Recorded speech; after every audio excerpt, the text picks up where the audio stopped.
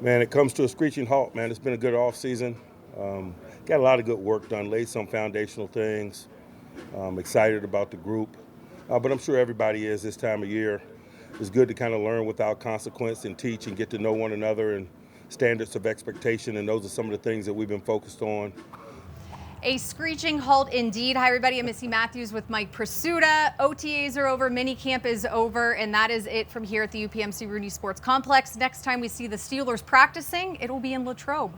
Missi, perhaps only Mike Tomlin would describe the end of the last mandatory veteran minicamp practice, which followed not one, not two, but 3 weeks of OTAs and 2 other mandatory veteran minicamp practices. Only Mike Tomlin would say this comes to a screeching halt. I think I hear screeching tires of guys getting out of here, but yes. I think if Mike Tomlin had his way, we might be doing this until Latrobe. Yeah, well, luckily we are not, but this week during minicamp, we had a chance to hear from the offensive coordinator, defensive coordinator, and a lot of the assistants. So what were some of your takeaways from getting a chance to hear from some of the new faces on the coaching staff? You know, in no particular order of significance, Danny Smith, the special teams coordinator, this kickoff return stuff is a work in progress, but Danny Smith was adamant to us that the Steelers are, quote, on a path. He said he's talked to everybody he can think of that might have something to add or a suggestion to make, and it's going to take some trial and error in training camp, some actual games to see what works and what doesn't. But Danny Smith emphasized, I love it. I'm overly excited about it. And Missi, I agree with him because I think the kickoff, getting back into an exciting play instead of a predictable touchback, is going to be good for the game. Moving over to offensive coordinator Arthur Smith, having a chance to hear, his story of being halfway around the world, getting the call that they wanted him to come in, and it seemed like if it wasn't going to potentially lead to a divorce, he would have been in Pittsburgh right away. Yeah, he really wanted to work here right now.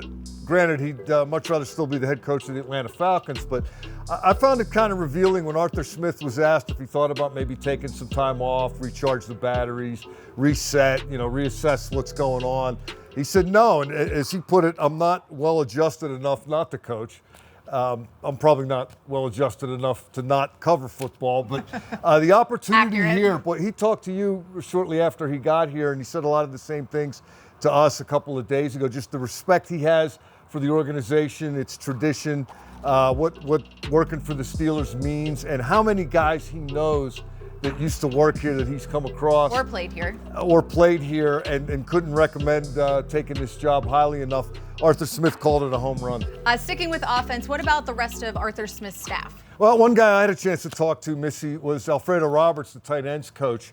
And one of the things he confirmed, now this is not exactly breaking news, but Arthur Smith favors the tight end position. He likes getting tight ends involved. And Alfredo Roberts told me that Arthur Smith has been spending a lot of time in the tight end room meetings. They get the play sheet for these practices, and there are a lot of 2 and 3 tight end sets. It is going to be fun to see how many different formations the Steelers come up with at St. Vincent College and all the different things the tight ends might be asked to do once we get there.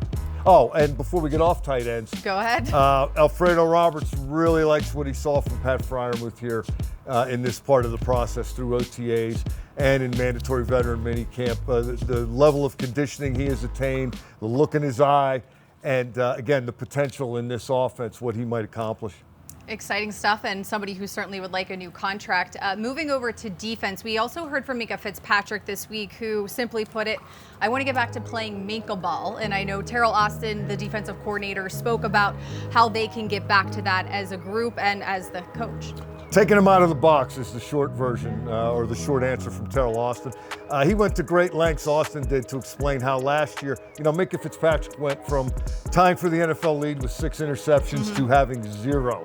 One of the reasons why was he missed 7 games, but Terrell Austin thought a big reason why also was that Minkah Fitzpatrick played down in the box, he rushed the passer, he did a lot of things that he normally doesn't do. Austin said basically that Austin, had failed Fitzpatrick by not putting him in the right spot often enough. They think Minkah Fitzpatrick is a special player when he's in a deep post.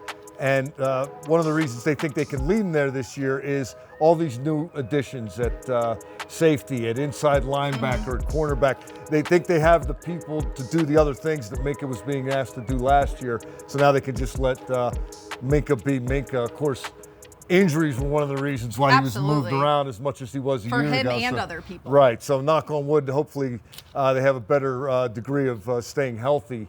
But I think Terrell Austin, a big believer in Minkah Fitzpatrick as the center fielder, not the guy, hey, in case of emergency, break glass and put him over here. Right. I don't think we've done one of our sideline reports without talking about the quarterbacks, rightfully so, a completely new room.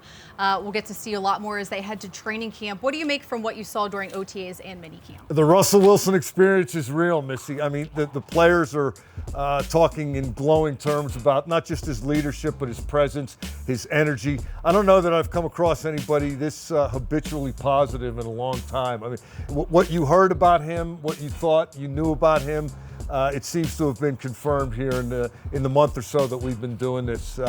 This guy, as Mike Tomlin might say, is an energy giver. That much I'm pretty certain.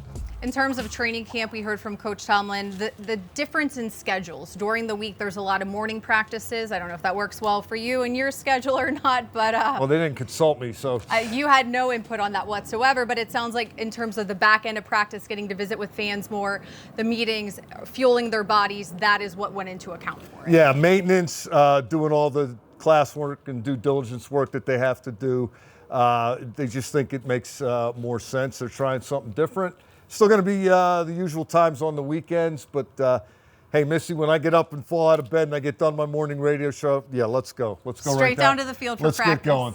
All right, and anything in particular you're looking forward to seeing in Latrobe? Quite a bit. I want to see, they appear to have great strength at inside linebacker now, and not just because Landon Roberts is back, but because Patrick Queen has been signed, because Peyton Wilson has been drafted. And one of the things Mike Tomlin said today when he was asked, do you anticipate anybody having a health issue once the team gets to St. Vincent College? Mike Tomlin said, and I quote, I don't.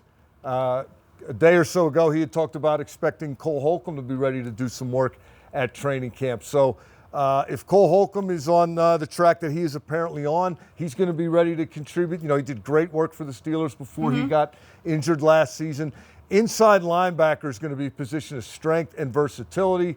And then on offense, it's got to go back to the tight end thing, right? And just how much they use more than one of those guys at a time. I think it's going to be a fair amount of the time, but hey, that's just me. A lot of things to watch for, and we know how much you love camp, almost as much as Mike Tomlin. Almost. Almost. All right, thanks, Mike, for all of your help, and thanks for watching. We will see everybody in Latrobe.